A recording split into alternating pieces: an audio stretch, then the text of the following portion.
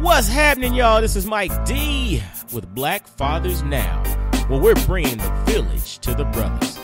Every couple of weeks, you can look forward to a quick inspirational message or a thought-provoking guest with knowledge and wisdom, all geared towards helping you be the best father that you can be. We're bringing the village to you.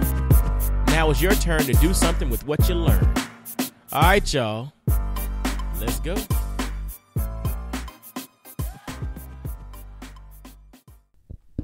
Yo, what is poppin', y'all? This is Mike D.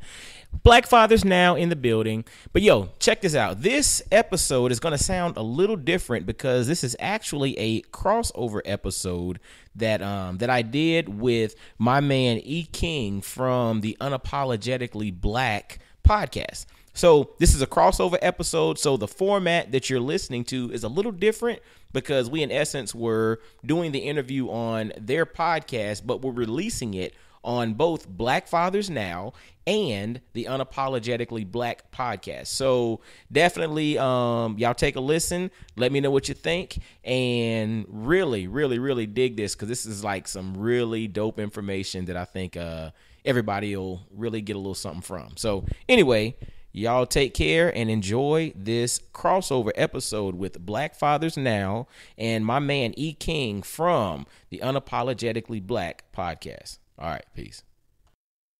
Welcome to another episode of Unapologetically Black. I am your host, E. King, and Just Ice this week is probably on the beach right now.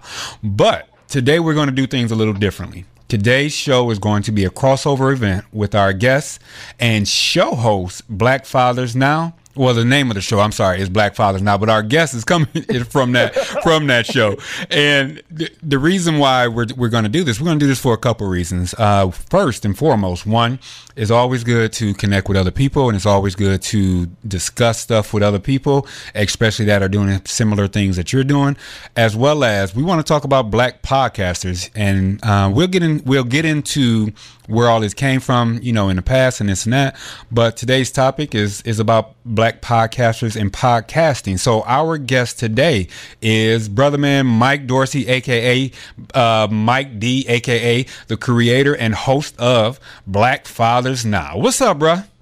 What's happening, my man? How you doing? Hey, man, I'm doing well. We got all our bells and whistles, whistling and belling, so we good right now, bro. That's it. Look, dinging and whistling, right? You got that right, bro. You got that right. So we have that brother Mike D. As I stated, he is a husband, a father, a podcaster, as well as an all-around great guy. He's a great speaker, and so he's going to join us for this crossover event to where we're going to reach both the audience that listen to Unapologetically Black, as well as the audience that listens to Black Fathers Now. So that's right. So before we get any further, so this is what we do, because this show is located in Cleveland, Ohio. So what we actually do, we do our resident weather report. So Mike, where are you calling us from?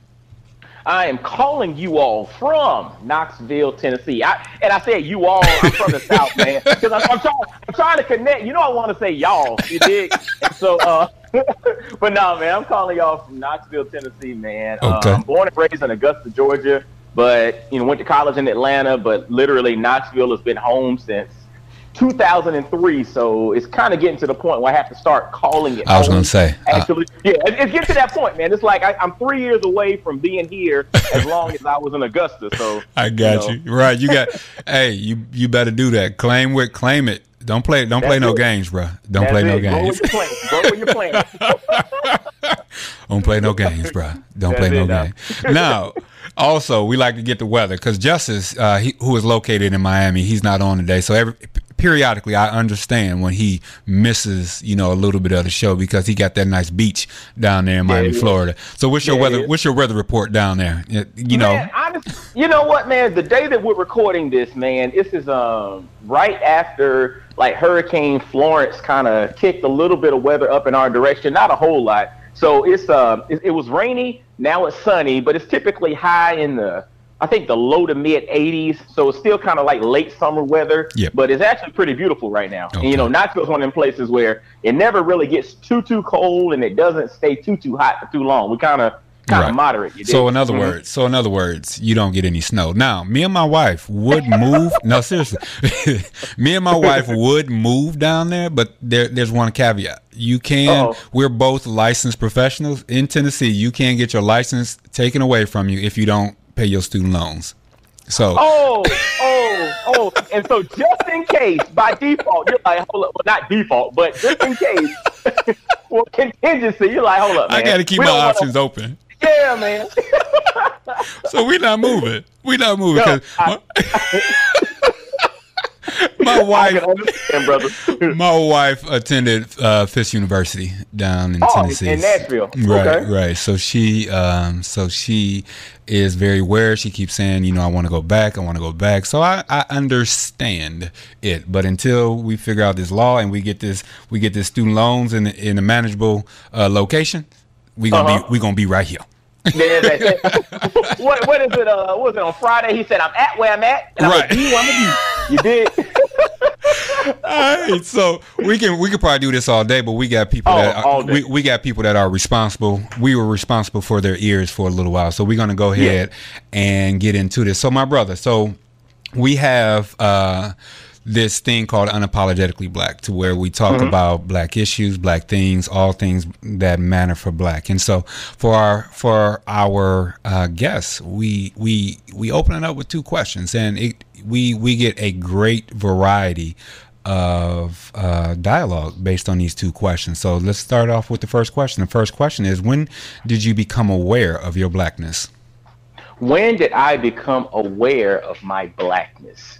I'm going to tell you what's interesting. I grew up in Augusta, Georgia, and if you're not familiar with the demographics of the city of Augusta is basically, at the time that I grew up, was probably 50-50, right? Mm-hmm. But as we know, with most, demographic makeups, that's the general population numbers. Okay. But if you come and look at it from a nuanced perspective, most people, and this is across America, are pretty segregated as far as like how they live and where they live. So it might be 50-50 in the city, but 99% of the black people live in one part of the town and 99% of the white people live in another part of the town, right? Mm-hmm. And so where I grew up and went to elementary school was an area of town that was not necessarily the most diverse area of town, right? And so I went to a black church, I did, black things. We were in Jack and Jill, and my parents were in fraternity and sororities and all that stuff. So we did the black stuff, but the school that I went to was not primarily black. And so when you get around to like February, and it's that month of the year, and you're the only chocolate face in the class, and and then the typical characters come up: Martin Luther King, Frederick Douglass, Booker T. Washington, Harriet Tubman. Every time something comes up, all eyes turn back to you. Right. And so for me, those things started to become evident when I was in, kind of about 3rd to 4th grade, when I started really paying attention to the fact that everything black did not necessarily relate to the others in the class, but especially during the month of February, this stuff turned back and everybody kind of wanted my input, or what do I think about this? So I felt all eyes were on me as we spoke about, issues that related to me. So for me, it was in. Yeah. So that awareness actually came in with school. So although you did not, germinate in school, why do you think that was generally the time that you became aware of your blackness? Why do I think that was the time? I mean, honestly, because it was it was a situation in which things were very isolated, and that thing could be put on display. Like the elementary school that I mentioned to, literally the breakdown, I was at most one of two in a class of 25, each time that I was in a particular grade. And so to that point, it allowed that disparity, so to speak, to really stand out. Outside of that, when I was at church, it was all black people around. And when we were at a community function, it was all black people, right? Or even in the neighborhood itself, there was always some different faces around playing, the kids coming in from different places to play. But when it comes to my classroom, that was when that disparity was pretty much more so on display than other times. More evident. It was more evident, yes. And so you grew up down south. So I grew up north. Yep. And my awareness of blackness is I'm pretty sure would be vastly different. You know what? I don't know that. And I'm just going through an assumption. So down south, discrimination, separation. Do you believe that it took a little bit longer as it relates to that because of the region of the United States that you were in? Because up north, it seems like it hit you like at 5, at 3, at 2. What do you think? You mean as far as like that, when it becomes that down south thing? I mean, because racism is there, but it's not in your face. Up here, it's there and in your face quite often. Interesting. So you would say up there it's more in your face than it was down south? That's what a lot of times when we get our listeners or when we get some input, they feel as though up here they're more combatively racist and in the face as it relates to individuals that when they juxtapose it to down south. They don't see it in that way. They see it's more subtle. What do you think? Right, it's always good to talk to people. That's right. It's very interesting. Like, growing up, and I was born and raised in Georgia, right? And I'm 38, and so I remember in the 8th grade was the time in which the Georgia flag transitioned from having the Confederate battle flag to not having that on its actual state flag. I was in the 8th grade when that happened. And I wasn't politically astute at the time, so I wasn't all into people arguing back and forth, but I do remember there were significant conversations and dialogue in regards to that from both sides of it. And, I can remember growing up and, when I was in high school and, a lot of the cars in the parking lot had Confederate battle flags on the front, on the front thing. And, but the thing is, it wasn't necessarily thought about that person hates black people. It was just thought about from the perspective of, that's just what they do down here. Right. You know what I'm saying? Right. And so I personally think, it's kind of interesting because I thought you were going to,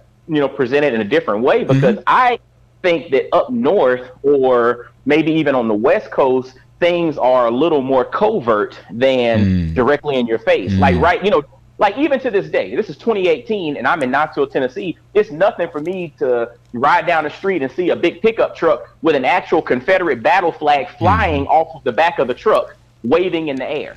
You know what I'm saying?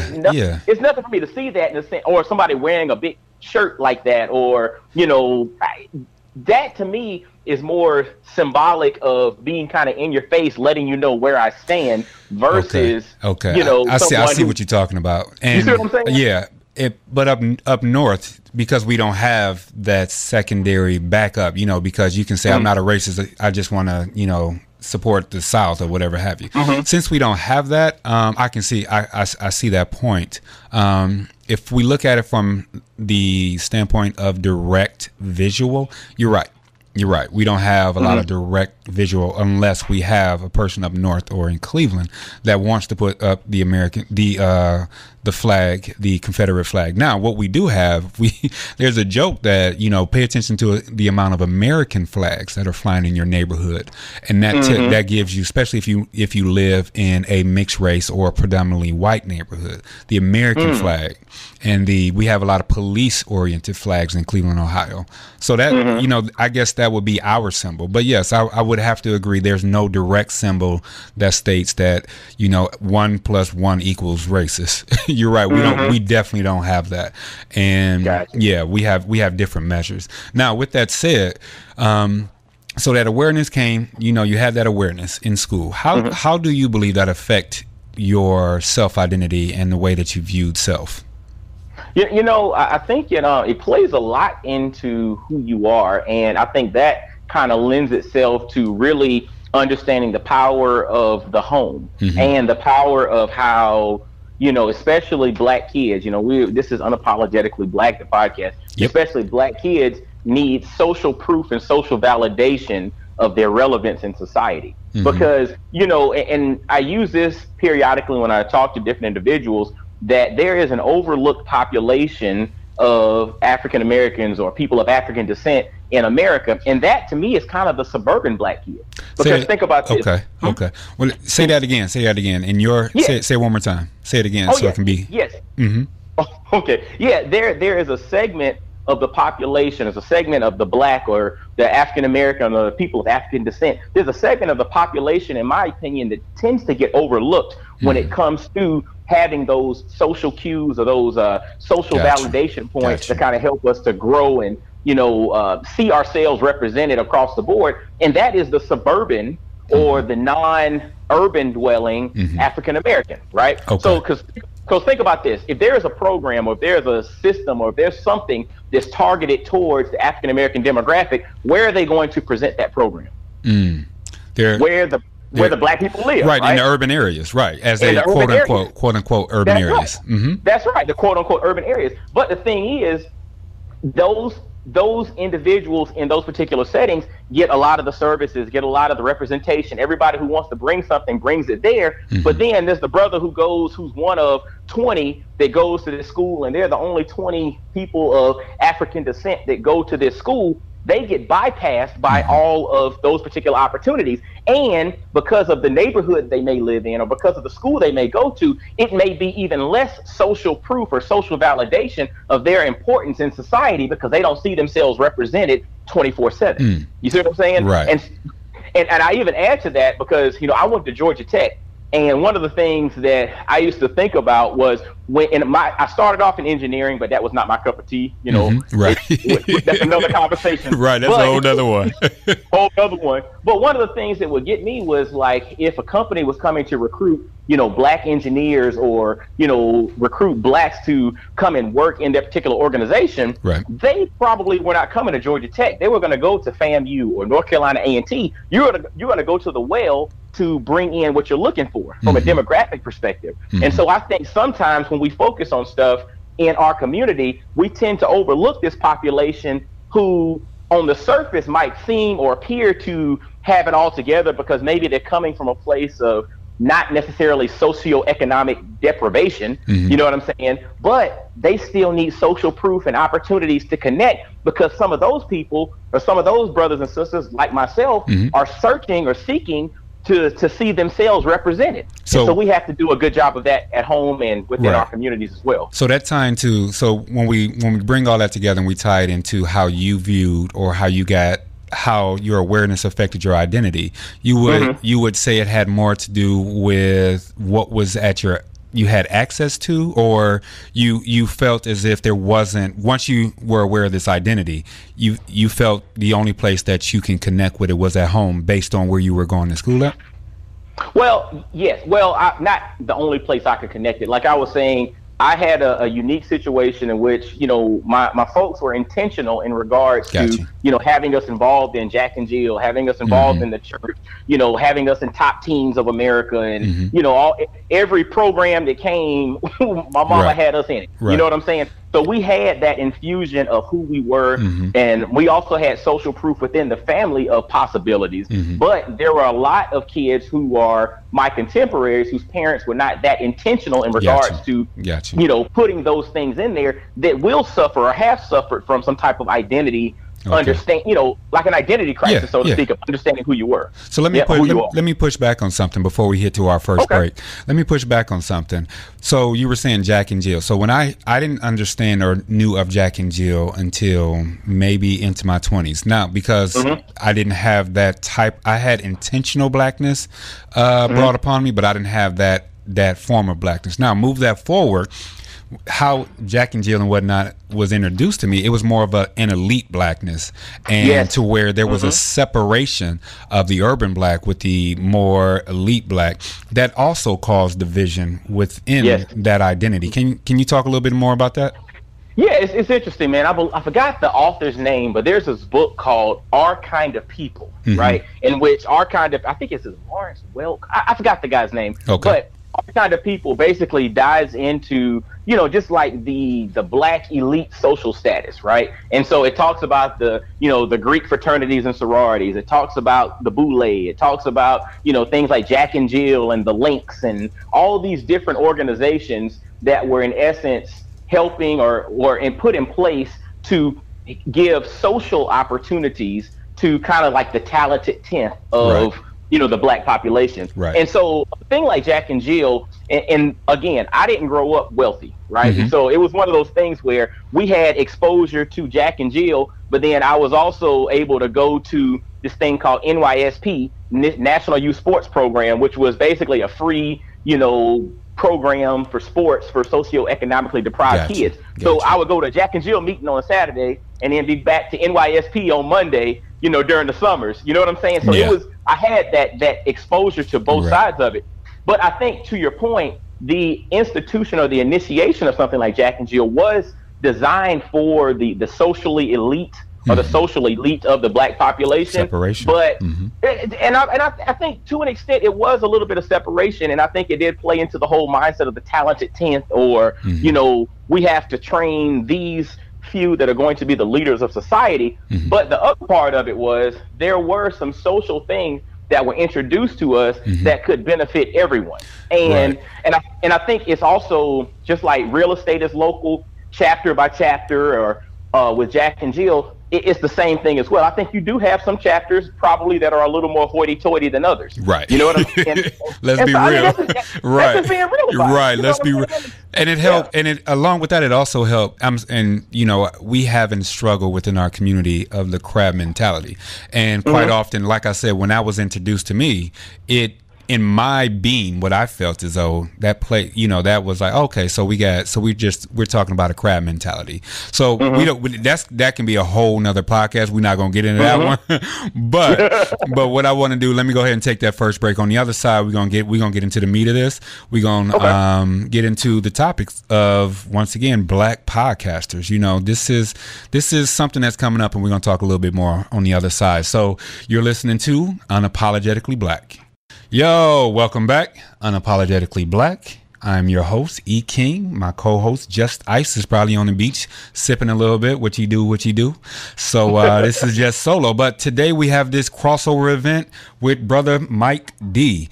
Brother Mike D is the creator of Black Fathers Now. And so what we're doing this collectivist thing and bringing unapologetically black people, connect them with Black Fathers Now people. And so we're going to bring that together. But today's topic goes directly to what we are doing today, which is that black podcasters, which is something interesting, because back in the day, during the Great Migration, or even before post-slavery, we had historically black media like the Defender and some of Call and Post up here in Cleveland, and some of the other media outlets that brought or educated black people on what was going on throughout the black United States diaspora. So now we have this new thing called media.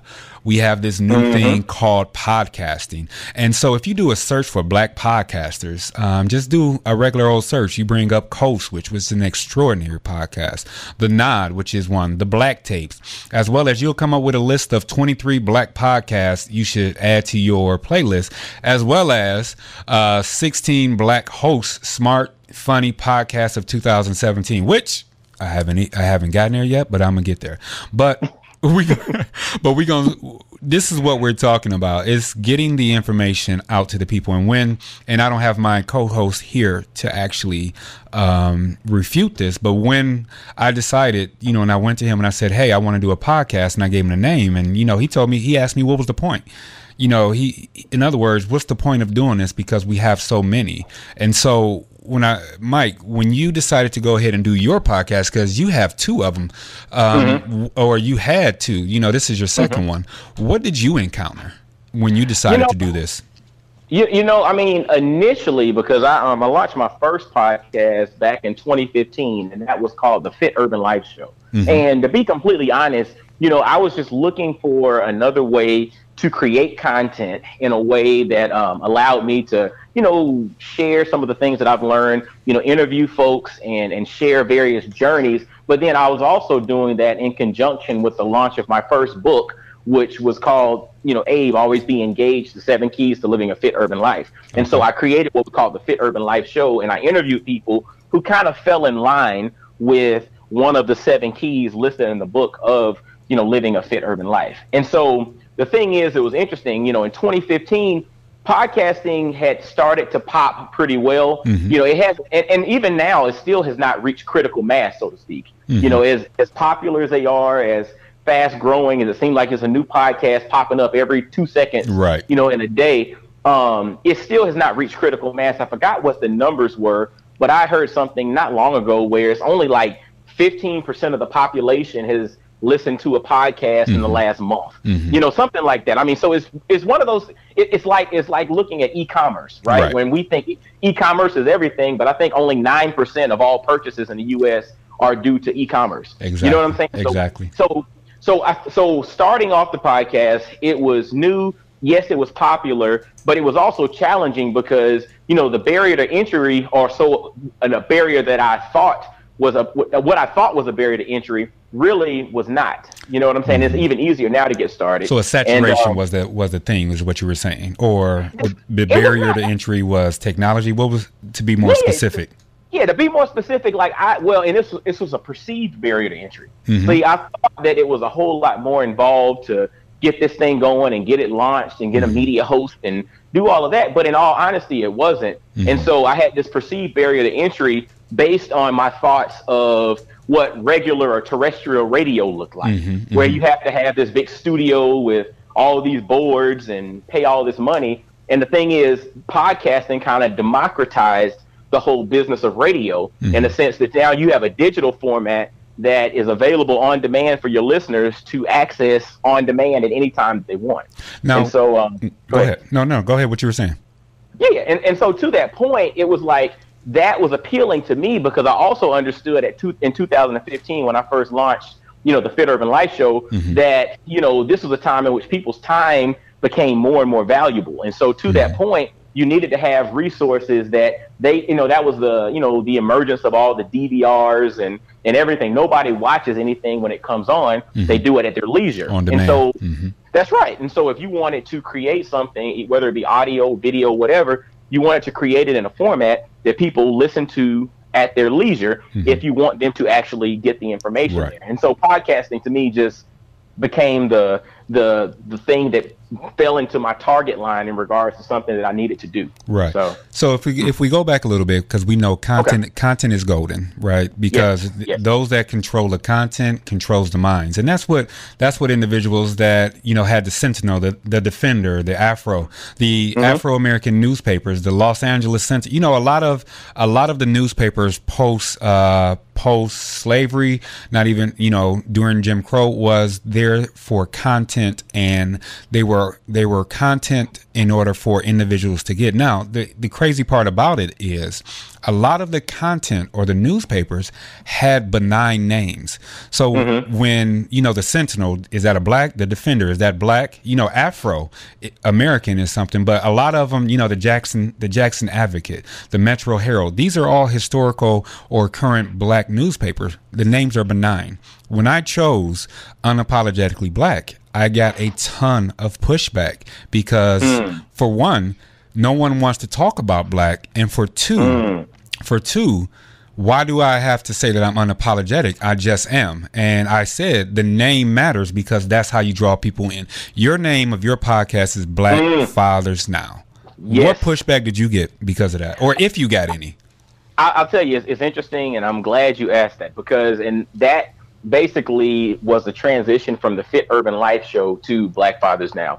One of the things that I realized with the Fit Urban Life Show was it was too general. We were talking about everything. I was interviewing guys and girls and entrepreneurs and people about travel, and it was just all over the place, right? And so one of the things that I came to realize is that most of the time when people are coming to listen to a show, unless you're a celebrity, like when you're a bona fide celebrity, people want to come and hear what you have to say. Correct. They're not coming there for specific content. If you're not a bona fide celebrity, people come to you for specific content. I realized that I needed to narrow my focus and really understand what it is I'm trying to truly impact and where I'm looking to add value to society. And when I did a deep dive, and I actually had a consulting call with a guy who really helped me to kind of refine my thought process and refine my focus and really understand where I'm truly driven, or what's my true calling, or my true my true intention or my true interest. Gotcha. And it literally rolled back around to fatherhood, and specifically Black fatherhood. And there's this quote that it's a guy who's in podcasting. He's not a Black dude, but he has a podcast called Entrepreneur on Fire. It's a guy named John Lee Dumas. And he used to use this quote and he said, the riches are in the niches. And that always kind of stuck with me, in the sense that you need to narrow your focus down and be okay specifically targeting something and being, focused on what that is. And for me, I chose Black fatherhood, and I chose the title Black Fathers Now because I wanted to present information, present wisdom, insight, share the journey of various brothers, but I also wanted to share it from the perspective of what takeaway can you have and apply to your life right now. And what was that push?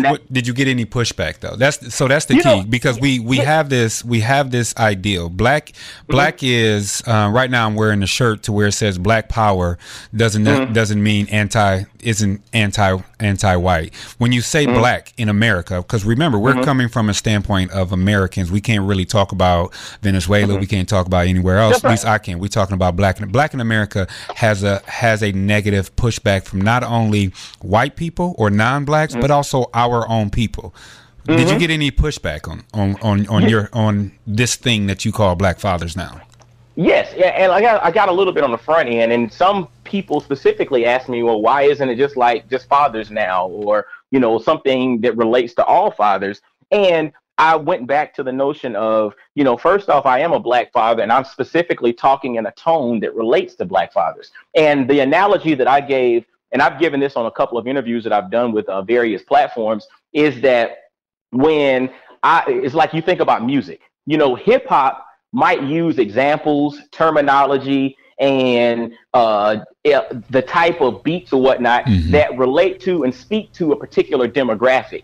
Though, if you look at the numbers, 70% of the people who buy hip hop music don't look like that demographic they're speaking to. Exactly. Right? If you take a look at country music might be very well orchestrated and, have all these different, I'm not a musician, so. Right. It's okay. I got you. Yeah. But the thing is, they will use tones and they'll use various examples that might connect to rural America or middle America that a lot of us can't jive with. But there are some people who don't live in middle America that love country music. Exactly. And so it's all about the tone that you're using and the specific voice that you're using. And so for me, Black Fathers Now, and it's interesting. I get feedback from people all across, various genres and cultures and races and backgrounds. And, it's white guys and white women and Black women and whatever that all listen to Black Fathers Now, and they can gain something from it. But they know that I'm just speaking in a tone that's talking directly to Black men. Gotcha. And but the thing is, concepts can transcend genre and they can transcend circumstance. So if you're talking about something that matters, it can transcend it. So go back a little bit. Well, no, not go back, because we really didn't touch on this. A lot of times, as it relates to content, so there were newspapers or avenues by which Black individuals got content over these years that spoke specifically to Black people. But the problem that we often found was they were irresponsible in the information that they send out. Quite often, or something that bothers me, or as I'm doing this show, is I want to make sure the content that I'm putting out is responsible or ethical content. Or do you any of that come up for you? Man, I'm gonna tell you, I'm a person that honestly, my whole job in life is to lead with love, right? Okay. And I don't believe that I have to tear anybody else down to build something up. And so sometimes we spend time restating the obvious. And I think there are people in our society that have the role of, look, you are the whistleblower. Your job is to have a microphone and to broadcast what's going on. I personally do not believe that is my particular role in the growth of our people. My role is to help to understand potential solutions, to find brothers and connect them to those particular solutions, but then to also share various processes and maybe even break them down and explain them in a way that we as Black folks can understand it and take something away and go and do something with it.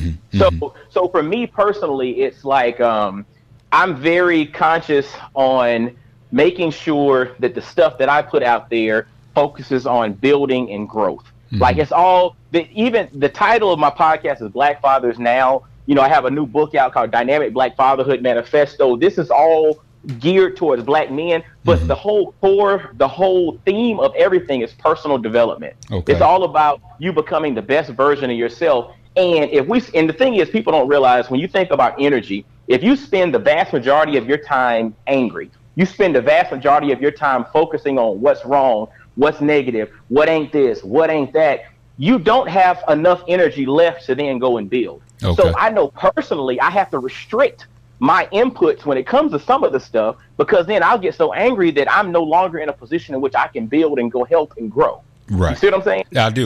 Yeah, I'm in the same boat. So I'm very conscious of what I put out there. Okay. And because you said something that was really intricate. How do we, two things. One, not necessarily just speak to the choir or just not speak the obvious, because quite often, you know, if you listen to a lot of these podcasts, they're angry, they're repetitive, they're a lot of that. How do we as Black podcasters, if we want to be not necessarily relevant, but we want to make sure that we're offering out content that is not just preaching to the choir, but is also not just stating the obvious? How do you get through that? I'm gonna tell you, it's first off, I believe the truth is undefeated. We just have to be patient enough for it to play out. Right.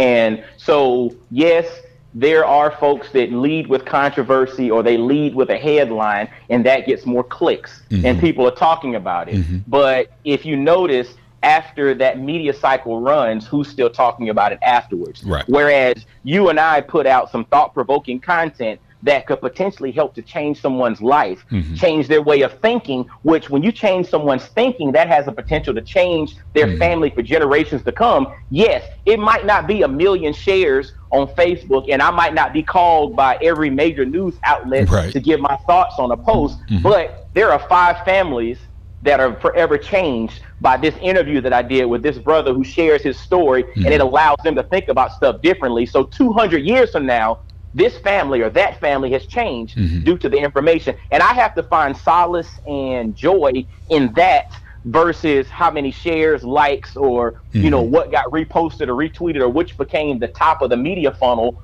for, you know, the cycle that's popping at the moment. And so I think we also have to take a step back and realize what it is we're looking to do. Like for me, it's sustained change. Like I really want generations to change. I want lives to change based on the information, the resources, the insight, and then the sharing of the journey of various brothers who are doing positive things out here in the world. Gotcha. That's the thing. That's where I find my joy. Okay. And so I keep juxtaposing this to, before we get to our second break, I keep juxtaposing this to black newspapers, you know, during the 1920s all the way up, you know, the Great Migration all the way up even to now, because I feel as though in some ways we're doing similar work. They were trying to get out information of where to connect, how to survive, how to help the diaspora. Because in my opinion, that's what Unapologetically Black is, not only to, you know, put out content about Black, but also connect individuals to educate and to move forward. Now, as far as the distribution, Black papers had a struggle with distribution. People in Detroit couldn't necessarily get to people in Florida, couldn't necessarily get to the people on the West Coast. What are you finding is the most barrier to you putting out your content to everybody? Well, I'm gonna be completely honest. It goes back to just the microphone and the impact. And so, you know, when we take a step back and we realize, you know, we're putting good stuff out there, and we're putting out stuff that is there and is designed to impact folks, and the feedback that you've gotten from the folks that have listened to it, that have interacted with it, are like, yo, this is some life-changing stuff, man. When you get that, your first thought is, how do I then get more people to experience that? Right. And so the beauty of the time that we live in is that basically it's no longer we have to get a newspaper from a physical location to there. We have technology which basically unlocks that. Now, there are some things that we have to work on the back end to help increase that distribution and to increase that visibility. But we have the resources there. We just have to as black folks specifically, need to properly learn how to utilize those so that we can maximize the distribution and maximize our impact so that we then are on par with, you know, some of the other major outlets with humongous microphones and big infrastructure. Okay. Because we got the content. You dig? Okay. I dig it. So we're going to go ahead on that next break, and we're going to have a little treat for our listeners. But before we get out, I always like to make sure that the listeners know exactly what we were talking about. If you do a search for the book is called Our Kind of People, and that book is by Lawrence Otis Graham. Also, the papers that I was mentioning, if you just do a simple search for a list of black newspaper or historical black newspapers, you'll see all the newspapers that are associated, quote unquote, as black. Now, there are some newspapers that choose not to, who are speaking to the black people, but not indicate they are for whatever reason. Just like there are podcasts that are speaking directly to black people, but don't indicate them for whatever reason. So we're going to go ahead and head out on our break. And then once we come back, we're going to get back into it. So you're listening to Unapologetically Black. Welcome back to Unapologetically Black. I am E. King. My co-host, I should say, is Just Ice, and he is on the beach chilling right now. But what we do have is the host of Black Fathers Now, and Mike D is going to, we're going to have, like I said, we had this crossover. Mike D is going to take the helm. I am now the guest, and Brother Mike, you have the helm, and your listeners are there. Welcome to the host. Oh man, I appreciate you, there, E King. Man, I appreciate you, brother. Man, and you know what's interesting, man? We've been having this really dynamic conversation, and this is actually the first time with Black Fathers Now we've ever done kind of like this whole crossover thing where we're just going back and forth in the same podcast that both of us are going to release on our own platform. So this was really dynamic and dope, man. I really. I appreciate you thinking about this idea, my man. I appreciate you thinking about it. Hey, man. Hey, anything to get that content out, right? We got to connect. We got to collaborate, right? What you talking about, man? What you talking about? And so we were just, before the last break, we were just talking about just the whole concept of content creation and, then the whole notion of doing it from a black perspective and, when you think about because you're a dad like I am, yes. Right? I mean, yes. I have a podcast, this podcast is called Black Fathers Now. And one of the things that I think about in regards to creating content and putting things out there is I think about it from the perspective that the stuff that we put out there digitally is always going to be there. Yeah, always. Yes, it's always going to be there. So 20 years from now, when my son or my daughter, pulls up, oh, my dad used to do this podcast, or maybe I'm still doing it at the time, but my dad used to do this podcast, Black Fathers Now. Let me see what he was talking about 20 years ago. That stuff is going to be there. You as a father, with the content that you're creating, when you think about your podcast, what you post on social media, knowing that at some point your children will have access to that, how does that impact the stuff that you put out there? Right. So let me first give a shout out to my wife, Joy King. That is my wife, as well as I have a 19-year-old son, Christian Smith King, as well as middle child, Eric Jr. And he is, how old is he? 9. And then we got a 6-year-old who is Katie Boo.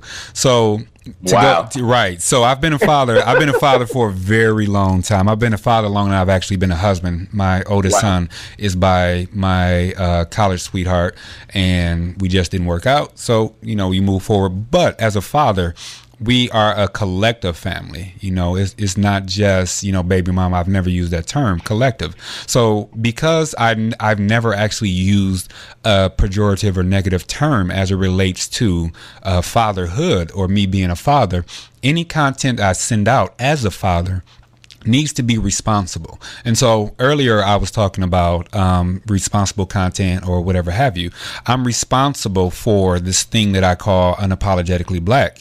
And so by being responsible for that, I'm responsible for my kids and any image that my kids would want to go back and listen to me for. So anything that I say in the house is the same thing that I would say on this podcast. And I'm responsible about the things that I say in the house. That means I'm responsible about the stuff that I speak on this podcast. And we do talk about some heavy hitting things, but it is a avenue of responsibility. So I treat it with the exact same amount of thought, cognition and heart as I would, talking directly to my kids. So I treat this thing called podcasting the same. That is, that's interesting because, earlier in the interview today when we were, primarily when you were leading the interview itself, you mentioned some other podcasts, and one of the ones that you mentioned was Code Switch, right? Mm-hmm. And, if you're a brother or sister listening and you're under the age of 50, you know what Code Switch means, right? Mm-hmm. And so when we stop and we think about the concept of code switching, most of the time it's in reference to Black people having to switch on and off as we enter non-Black or professional environments, right? Mm-hmm. But you just mentioned something that highlights consistency from what you say on your podcast, what you put out on social media, what you say at home, and what is viewed about you out in public. There's a consistency there. Do you feel that brothers, especially fathers, because the title of my podcast is Black Fathers Now. Do you think that a lot of fathers code switch, not in a sense that we're talking about from home to the job, but do we code switch from the perspective of home out in public, or what we put on social media in regards to just our family, like not letting our kids see this side of us? How does that come into play in your eyes? I think it's a problem. Because I am a licensed professional clinical counselor. So this is my hobby. These are the things, I love doing this. And I find that the word hypocrisy as it relates to parent-child is something that helps to perpetuate certain aspect of a parent-child relationship. And so there are times that I have to remember that if I'm not going to ask my child to be a hypocrite, that means in turn I can't be a hypocrite. That means anything that I post or anything that I put out on the air, I have to be able to stand by it. And so I'm not going to go through the parental code switching, which is cleaning it up because Boo Boo and TT and Hennessy may go out and use it into the world. That means I need to be responsible. Let me give you a quick story as it relates to fatherhood. As it relates to hypocrisy. So my oldest child, we were riding in the car. He had to be about 5 or 6, riding in the car. And so he had a lecture about, he was in the booster seat and whatever. He had a lecture about putting on his seatbelt. And so we just so happened, we had left somewhere. We were heading back to the house. He was in the back seat. And he said, Dad. And I said, well, what's up? What's up, Doc? He said, why don't, you tell me all the time to wear my seatbelt, but how come you don't wear your seatbelt? And I looked in the rearview mirror and I looked down at myself and I put my seatbelt on. I said, you're right, son. You're right. Thank you. And ever since then, I've never gotten to any car, without first buckling my seatbelt. Now, I could have said the old adage of what my parents, or I grew up in a single parent household. Exactly. So I could have did that, but I chose to take responsibility and not appear to be a hypocrite with that one. And I hope that I haven't been a hypocrite, period. But just because I'm a parent, that doesn't necessarily mean that I have to stop listening and learning from the people that are under me. Dude, you said something there, and fellas, I hope you are paying attention to that. We can't be hypocrites, but we have to exude some level of consistency as it pertains to how we operate. There's a poem by Langston Hughes called Live Your Creed. And Live Your Creed starts off with, I would rather see a sermon than hear one any day. But the last stanza of Live Your Creed states, for I may misunderstand you and the fine advice you give, but there's no misunderstanding how you act and how you live. Right. And so to that point, we can say it, but we got to back it up. We got to live it, because to your point, and this kind of goes into our earlier conversation about podcasting, because podcasting is a form of technology, and we briefly touched on like social media and posting and doing things like that. With today's technology, there is, in the fact that everybody has cameras and everybody has a record of everything, and all of that, there is no way to hide anymore. Right? That's it. So it used to be, I'm 38, and so I grew up where basically the last half of my life, has been kind of tech infused, so to speak. But the first half, it was, we didn't have tech. We didn't have cell phones, and we didn't have, social media and the internet and all that stuff at our disposal. And the generation before us, which is our parents' generation, They had none of that. They had even less. They had even less. Right. And so to that point, the only thing that you knew about your parents from back in the day was what they told you or what somebody else told you about them. And then there, you don't even know what was truth because you had no confirmation. Because you know they weren't going to tell the truth. And what's interesting about that, when you link that aspect of social media, there was a movie that we watched. Yes, my son read all of the Diary of the Wimpy Kid books, and so it was just so happened the latest movie was on TV. And so before they went to bed, they were like, "Hey, can we watch it? Can we watch it?" So it was called Diary of a Wimpy Kid: The Long Haul. Now this part didn't hit me until I was driving in here this morning to do the morning radio show. So the basis of it is the main character who, you know, struggles with some internal things. He did something at a Chuck E. Cheese type spot that went viral. And so everybody, you know, they put it on, they posted and so the movie goes around him hiding from that, wanting to get rid of that viral aspect. Now, me watching it and laughing, it was funny, but what I forgot, or not that I forgot, that I need to come back to with this movie is, hey, that was funny, and that was the main aspect of the movie, but do you see how you need to be responsible with your actions in this day and era? So as a father, whether I'm talking to my 19-year-old or my 6-year-old, and even myself, I'm saying you need to be responsible because something as benign as, you know, whatever happened within that movie, you know, took on his life of his own. And just remember, everybody has a camera, and those things that are benign, you want to be responsible, you know, for that. Yes, and more yes. And so, fella, I'm serious. But the thing that's interesting about it, I wonder, because of that, is that going to change how we parent as generations to, you know, maybe not necessarily just our generation, but my kids and your kids as they become older and have families of their own, and then our grandkids and our great-grands. As things change, will that impact how they parent, in the sense that, you remember the movie 8 Mile? It should, right? I remember 8 Mile. So you remember the end of 8 Mile when Eminem's character, in essence, you know, his last battle was, I'm going to tell you everything that's wrong about me, and I'm going to throw the mic to you and say, now tell them something they don't already know about. Yeah. Right? And that's where we are. Yeah. Yes.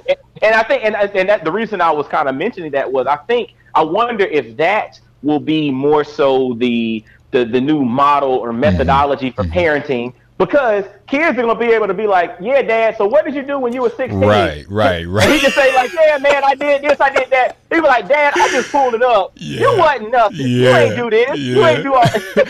What's crazy is that I wouldn't be, you know, I'm quote unquote, I'm doing exactly what I'm supposed to be doing in life. There was other things, but I would not have been as successful as I am right now if we had Twitter, Facebook, and whatever when I was in college. Lord have mercy. So man, I'm gonna tell you, I thank the Lord that there was no Twitter, no Facebook, no Instagram. All we had in college was Black Planet and AOL Instant Messenger. That was it.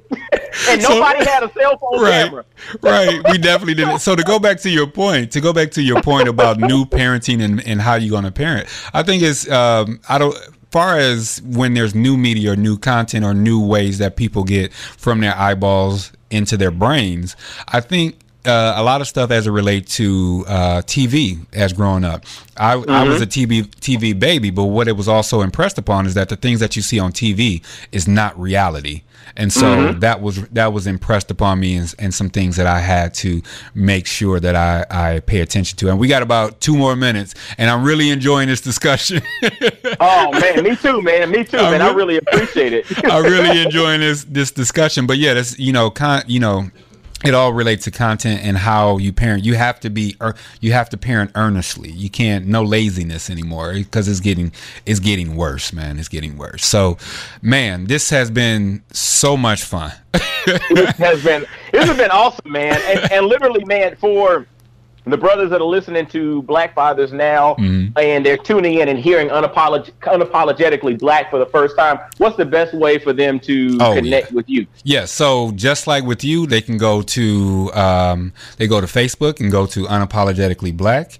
They can find us on Stitcher, iTunes, Apple. They can get all that. And there you can leave reviews and everything. And so just like you, bruh. So to all our Unapologetically Black listeners, where can we find you? Most definitely, man. You can catch me at blackfathersnow.com. You can catch me at IamMikeDorsey.com. But you can also go to anywhere you listen to podcasts, Apple Podcasts, Stitcher, Google Play, iHeartRadio, TuneIn. Anywhere you listen to podcasts, you can check it out. And I also would encourage everybody listening to grab a copy of my book, Dynamic Black Fatherhood Manifesto. It's 10 commitments that celebrates excellence in life, fatherhood, and the celebration of dynamic black men. Nice. Dynamic Black Fatherhood Manifesto. All right, bro. So it's about that time for us to get up out of here. This is Unapologetically Black and Black Fathers Now. Is all available on Stitcher, Apple, Spotify, Google, and everything that Brother Mike just said. I really appreciate you coming out and doing this crossover event with us. We're going to have to do it again, my man. And we're going to have to encourage other black podcasters to collaborate and do a crossover as well. So I am your host, E. King. My co-host, Just Ice, is not with us right now, but I know that he's sipping in Mai Tais on that beach in Miami. So join us next week for another episode of Unapologetically Black, and subscribe to Black Fathers Now on any place that you're listening to us and me right now. Thank you for listening. Peace. Holla back. Yo, fellas, I hope you enjoyed today's episode. And always visit blackfathersnow.com, as well as follow Black Fathers Now on virtually every social media platform you can think of. Instagram, Facebook, Twitter, everywhere. Just follow us and engage with us, man. Look forward to hearing from you. And I guess until next time, I'll holler at you. Peace.